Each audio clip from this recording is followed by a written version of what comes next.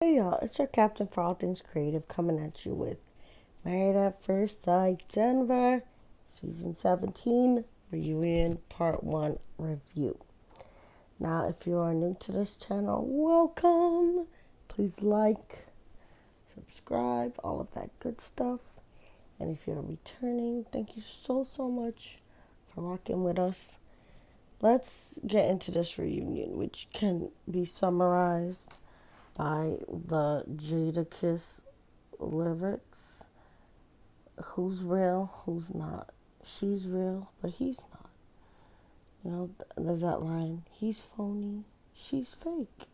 That's the type of people I hate.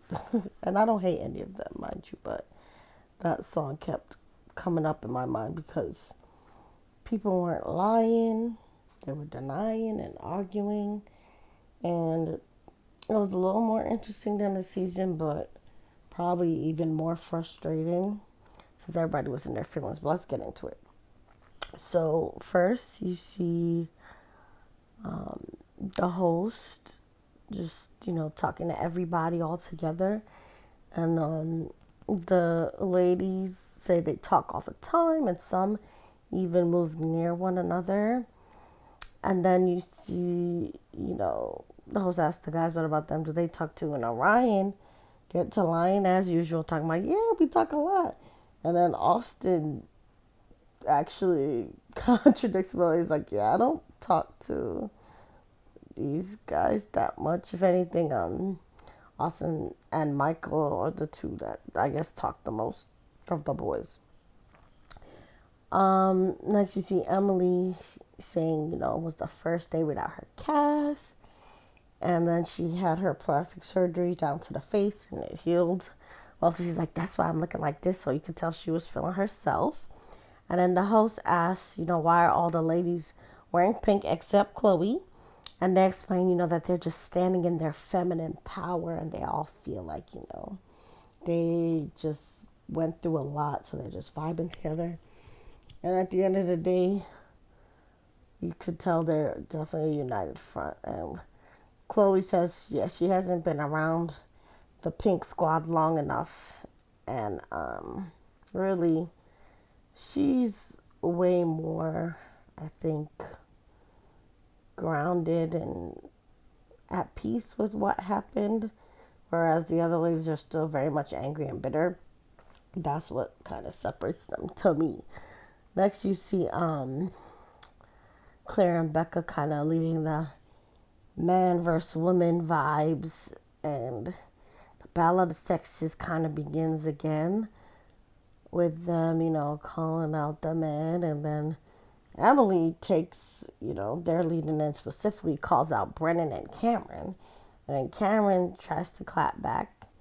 And basically, Warren kind of shifts the narrative and says, actually, the real battle is between the liars and the truth tellers. And I was like, Lauren, you said a word, because with all these different stories, some of y'all definitely are lying, right? And some of it could be editing. Obviously, we don't know all that, happened. So that's why we have to rely on people's word. But if all the stories are so different, you have to look at kind of people's track record. And I'm going off of who lies the least, if that makes sense. It's like, who is the lesser of the liars, basically. So then the host then asked them to do like a quick poll by show of hands who came to get married. Of course, all of them raised their hand and say yes, but then Lauren, I guess, seeing Orion put his hands up, she pokes holes in that narrative immediately, and she says basically Orion, or Onion as people call him on Twitter, told her himself that he came on the show to basically use it as a platform to spotlight or highlight, the plight of Native Americans, indigenous peoples. And then Lauren tries to clean up that answer was like, well, I said I've never had a platform like this before. And the minute he said the word platform, I was like, yeah, you said it. So then next, Emily then blames Cameron for masterminding everybody's marriages and the way they presented themselves on camera. And then Lauren even kind of co-signs and says that Cameron did pull her aside to talk strategy. And then Claire, continues with the idea that it was Cameron that came up with the strategy that, they presented on camera. And then Cameron says that this is his first experience being gaslit. And then he drops the bomb that the first night that he and Claire were together, he said he got what he wanted, but Claire said she didn't get what she wanted. Then he said the second night of the honeymoon, Claire was up sobbing for hours and told him that she was still in love with her boyfriend, who she was still having relations with, and from his understanding, they were still together. And then Claire first like, that's not true, you're lying. And then Toast was like, did you have a boyfriend going into the process? She was like, that was a year ago. And I was like, girl, a year ago from today, like the reunion, or a year ago from then, either way, you did have an ex that was on your mind. So again, I feel like Cameron is the least of the liars. And I think Claire is definitely the one that lies the most between the two of them. Then, of course, Claire continues to blame Cameron for acting like she's some helpless puppet. And then the host asks Claire if she's willing to take any responsibility, since, it's always so fishy that they always have different stories, and he can't force her to do anything, really.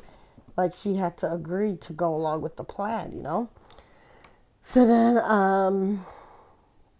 the host also asked Michael to chime in because he's tired of listening to them already, and I was too. And then Michael basically says that it's hard watching other couples go through all this nonsense. And then he turns to Chloe and he's like, he hopes that he doesn't make her feel all the hatefulness and negativity that, the other couples are making come out in each other, which was shade, but he was kind of, again, showing that Michael and Chloe are kind of like in their own world, and the other couples are very much embroiled in some kind of mass blame game. Then Becca says, the difference between Chloe and Michael and the rest of them is that them two didn't attend any of the strategy sessions that the pink group had. And the host is like, listen, we're going to have to talk to each of y'all differently, break this group think up. And I'm glad that, he decided to separate them by couple, because you see, for starters, Claire, again, speaking a lot for the whole group, even though she was kind of in the process the least of the couples that made it. And I also think that Emily kind of takes up Becca's kind of energy a lot. And even though I think Becca has the most righteous anger out of all of them, she does also feed off of the anger of Claire and Emily. So they're all just feeding off each other, making each other more negative and angry. So it's good that they got separated. So Claire and Cameron, they're separated. And you can fully see Claire's little pink bell-bottom outfit. It's like a jumpsuit. And then Cameron has on like a suit over a hoodie. Like he's ready to fight. And he was. So they tell the story again about Cameron, saying he's attracted to, someone European, tall and slender. And then Claire admits that she read into him not being attracted to her based on the slender comment, but he never said he wasn't attracted to her. But she maintains that he wasn't attracted to her. So again, Claire's the one that's the most deceiving, I guess. And she's deceived herself also into thinking that he didn't like her based on her own insecurities and body dysmorphia that she talked about. Also, I do remember Cameron leaving her behind in the airport, so he wasn't the most chivalrous person. But producers then show clips of the after party, them unpacking clips of the honeymoon. It was very meta. But that's how you know the after party was better than the season, because a lot of their flashbacks were of the after party. But in this case, it was an after party clip of Claire reacting to honeymoon clips of Cameron telling the guys that he was attracted to Claire, and Claire telling the girls that for them two, they're not attracted to each other. So again, Claire is telling a different story than Cameron, out of his own mouth, when, there's nothing to be gained, I guess, from looking like he's the one that's into it and she's not. Is saying that he likes her. So then the host asked Cameron, why didn't he tell Claire that he was attracted to her? And Cameron's like, I did tell her that I was attracted to her. And they go back and forth, and the host tells them that they're not getting nowhere, so that they need to move the subject. And then the host asks Claire if she visited Cameron in the hospital. She says he tried, but he blocked her. And Cameron said that he had made arrangements, or there were times where they had said she would come, and then she canceled every time. Again, they're both telling different stories. And in this case, I actually kind of believe Claire, because during the season, he was avoiding her calls. And then even Emily was saying that he tells Brandon that, Claire's acting like a bugaboo and he don't want to talk to her. So it did look like he was the one, dodging her. Then they go back and forth before Claire cries, and I was getting sick of them. But then Cameron went and fixed his face to say he kind of wants to see where things might go with Claire. If they tried again with a clean slate on some, he would get back together with her statement. And I just thought, Cameron, you talked a whole lot of smack about not wanting to see or talk to Claire again at the end of the season. But he definitely was sounding like sour grapes, kind of.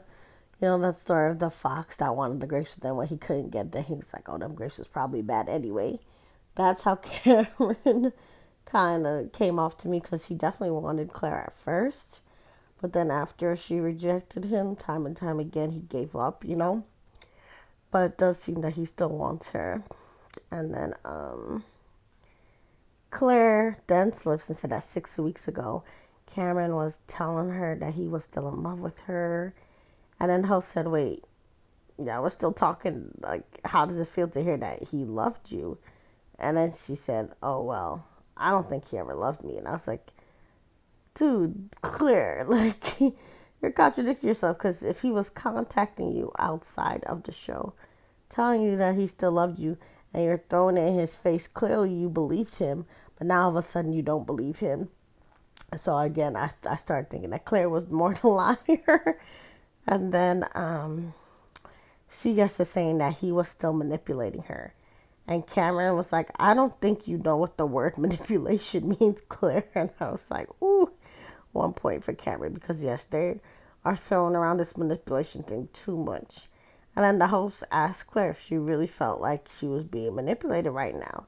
And she said, yes, Cameron is still controlling me right now with the things that he's saying. That sounds like, yeah, Claire, she could benefit from therapy, because ain't no way she could play the victim this much. It's like too much. Like, nobody's forcing you to do anything. He's literally sitting there talking, and he's like, he's controlling me right now with the words he's saying, the condescending. And then even the host was like, yeah, we're not gonna get anywhere. Y'all need to get away from each other. So the host helps them agree to officially cut one another off. And then he asked Claire, how she now. She says she's seeing someone now. She's happy. And then Cameron looks surprised. And the host asked Cameron, did you know that? He was like, no. And then he was like, wait, so you was letting Cameron talk to you all this time while you were seeing someone else? And then Claire says, well, I wasn't answering him, which was very fishy, which makes me think again that Claire was manipulating him. I think she was using the fact that he had feelings for her to her advantage to, like, string him along. But I do think that Cameron is a little twisted in his own way because, again, it's like the sour grapes thing. He's bitter about them not working out, but I think he did still like her, so he's moving very funny. And then Cameron said for his update, he started a new job in finance. And then Claire gives some fake positive speech about him not really being a bad person and how the two of them, just move on. But I was like, you're definitely trying to call him a bad person and pay him like a bad person all the time. So them two just need to stay away from each other, period. Alright, the next couple was Becca and Austin. Now, Austin and Becca's segment was boring. They basically rehashed everything that we saw. And again, I think when Becca's in front of the other women, she has a lot more energy and just anger. And she's like, acting like She-Ra, just trying to fight. But when she and Austin by herself, she's way more calm. And they were even hugging and stuff by the end of the session. So basically, I'm not going to say everything because, again, they're boring. They rehashed everything we saw this season. But the only new thing we found out was that apparently they did have a fight after one of their extremely happy scenes on the show. And Austin says because, filming is hard and demanding. And Becca also said that he told her that he was determined to get married at the end no matter what happened. See, they make me so tired. And then he said he didn't say that exactly. He basically said that he told her he wanted to remarry with more of their friends and family around. Becca also said that she was shocked when Austin told Keisha on after party that he typically needs 3 to 6 months of intimacy before he, can have relations with people. And she said if she had known that intimacy timeline, it would have made a big difference because she actually had kept asking him for a timeline and he didn't tell her. And he didn't even tell Dr. Pia that. So she's upset that, or interested in why he didn't tell her the timeline because she would have pressured him less had she known, that it takes him 3 to 6 months or whatever. And then he tries to backtrack and say, well, he never thought about it until Keisha asked him to kind of make that timeline. But Becca was like, no, I asked you. So again, Austin be lying, just like how he lied about not seeing the producer. And in this moment, he was acting like Keisha only asked him that question. But Austin clearly, was holding back on the intimacy. So I could totally see Becca asking him that question. So in this case, I believe Becca is at least lying, I guess, or lying the least. She also said that she don't really want to mess with him like that anymore, and that she's gonna need at least 2 years to even trust him as a friend again. And he was like, well, he was hoping that they would talk again a little bit more after a reunion because he did used to like her, and obviously he's not attracted to her anymore, but he was initially attracted to her. So she should trust that at least, but she don't trust nothing. And then when asked, where they're now, what are they doing? Becca says she is not dating. She's just working on herself. And then Austin said, well, he's not dating someone serious, but he has gone on dates since. And I was like, yeah, because you definitely were not attracted to Becca by the end. So he's definitely looking for somebody. All right, the next couple that were interviewed separately was Chloe and Michael. And their segment was also boring. But basically Chloe finally admits that the process was hard, and she kind of, in her own enlightened hippie way, kind of reads Michael down, She says that she didn't feel that Michael was there for the right reasons or there to marry her. She said she knew from the wedding day, the first sign that he really wasn't into it was when she asked him what would be her new last name. And Michael apparently said that she not going to need to change her name. And she was like, huh. And then the next sign for her was that she found out that his mom didn't know about her. And of course, we know what else happened from there. But I definitely didn't know that Michael was acting that funny from the beginning. Michael tries to cover his bases and say, well, the last name combo didn't go exactly that way because he was just saying it more open-endedly, like, if you want to, you could, choose to keep your name or not. He was saying that it was a way more open-ended conversation, but based on his track record, Michael has been, seeming like he's way more enlightened and everything, but he moves immature, like he's not ready to get married. So actually, in this case, I believe Chloe more. I think she's lying the least. And Michael basically, he dropped the ball because Chloe also says that, she felt like Michael was willing to do the process, but not willing to get married or ready to get married, whereas she was ready for marriage. And her person is going to be there for her. And she believes that, what is for you is for you. And Michael squarely showed that he was not for her. And he moved himself out of the way for her to find her person. I was like, I know that's right, Chloe. I was feeling Chloe. Usually during the season, her answers kind of made her seem fake, but actually she felt like, she authentically, believed in herself, and she, again, classily read Michael.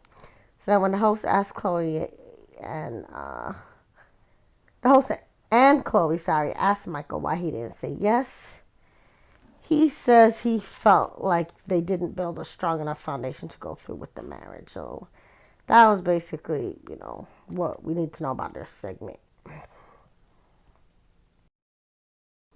So the final couple that's isolated is Emily and Brennan, but we don't really see much of them. They're just kind of teased because we're going to see a lot more of them next week. But before Emily and Brennan, come out, the host meets with just the women and they bash the men again as usual, and he calls them out and says, y'all seem real angry right about now, and if y'all are such strong women, why go along with the men's plan? Why not stand up and be like, listen, I'm here for marriage, bump whatever foolishness y'all trying to do? Why go along with them? They're all like, yeah, we did kind of go along, we was trying to keep the peace, and we did not follow our own hearts or follow ourselves and our own mind.